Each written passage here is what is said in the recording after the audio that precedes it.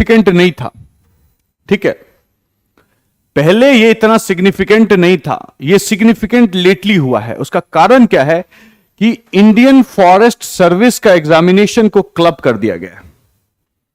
Civil services examination जो है, जो आईएएस का एग्जामिनेशन है, उसका प्रीलिम्स और इंडियन फॉरेस्ट सर्विस का प्रीलिम्स एक साथ होता है, ठीक है।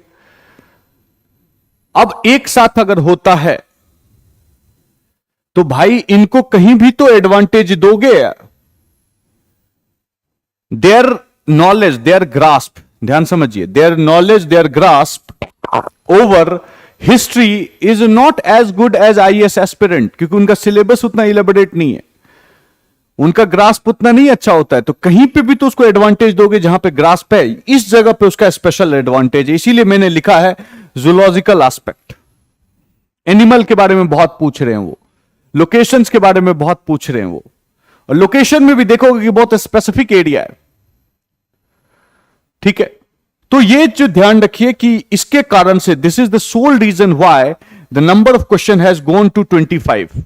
वैसे अगर देखा जाए तो थोड़ा 25 से ज्यादा भी आया एक दो बार। तो इसको आपको स्पेशल फोकस करना होगा अगर आप चाहते हैं। अब दूसरी बात मैं ये कहना चाहूंगा कि यहां पे इन्वायरमेंट से थोड़ा कम क्वेश्चन कर दिया गया है, इकोलॉजी से क्वेश्चन जो है उसको इंक्रीज कर दिया गया है। तो आपको फोकस करना पड़ेगा इकोलॉजी, और ecology is very much related to zoology as well, ठीक है।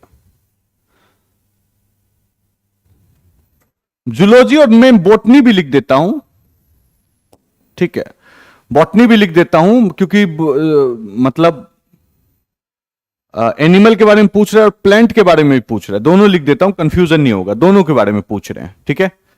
चलिए अब एक चीज समझिए कि किस तरह से अप्रोच किया जाए इसको।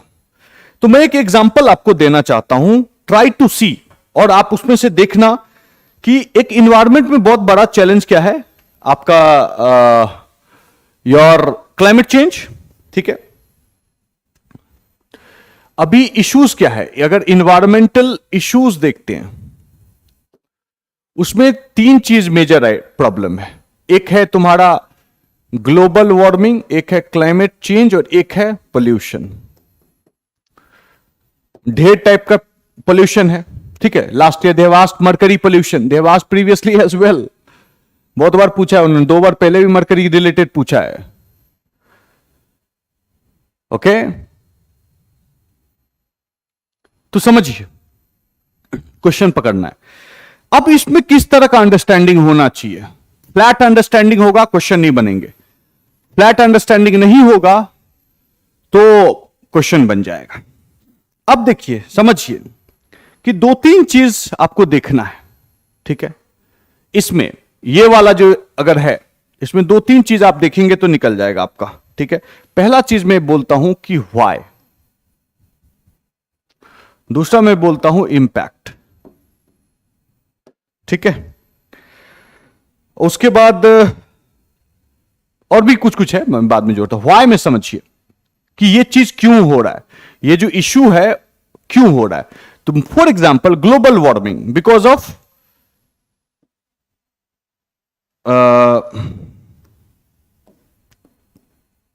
कार्बन इज द इश्यू है, समझो, इंटीग्रेटेड मैनर में पढ़ो तभी क्वेश्चन बनेगा।